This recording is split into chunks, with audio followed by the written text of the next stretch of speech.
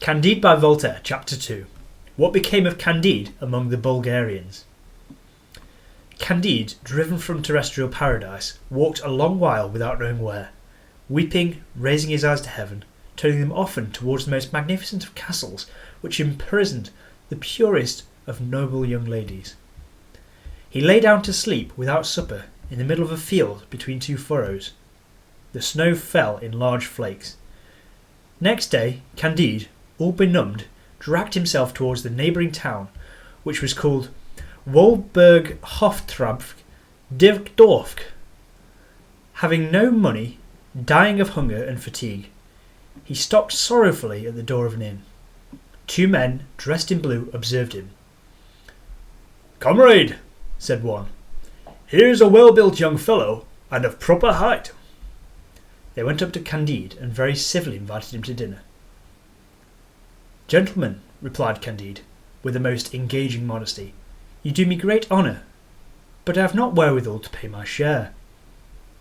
"Oh, sir," said one of the blues to him, "people of your appearance and of your merit never pay anything. Are you not 5 feet 5 inches high?" "Yes, sir, that is my height," answered he, making a low bow.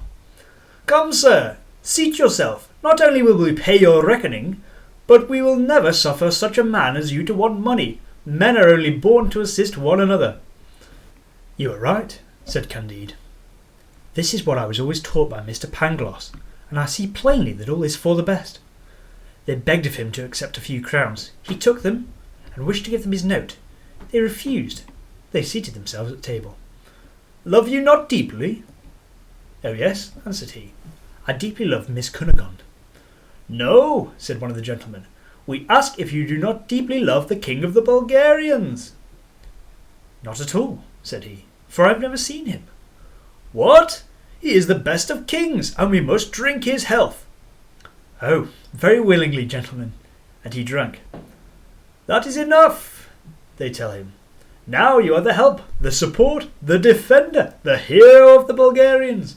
Your fortune is made, and your glory is assured." Instantly they fettered him and carried him away to the regiment. There he was made to wheel about to the right and to the left, to draw his rammer, to return his rammer, to present, to fire, to march, and they gave him 30 blows with a cudgel.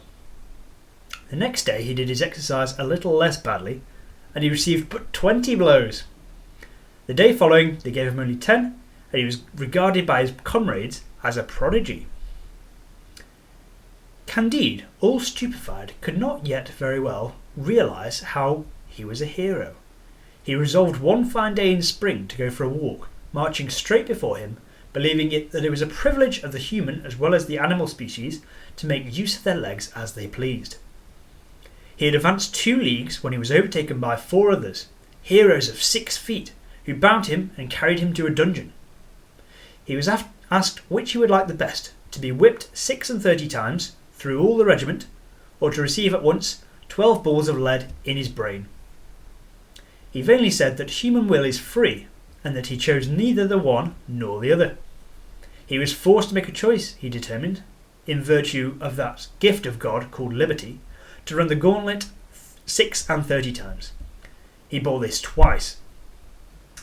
The regiment was composed of 2,000 men, that composed for him 4,000 strokes, which laid bare all his muscles and nerves from the nape of his neck quite down to his rump. As they were going to proceed to a 3rd whipping, Candide, able to bear no more, begged as a favour that they would be so good as to shoot him. He obtained this favour. They bandaged his eyes and bade him kneel down. The King of the Bulgarians passed at this moment, and he ascertained the nature of the crime. As he had great talent, he understood from all that he learned of Candide that he was a young metaphysician, extremely ignorant of the things of this world, and he accorded him his pardon with a clemency which will bring him praise in all the journals throughout all ages.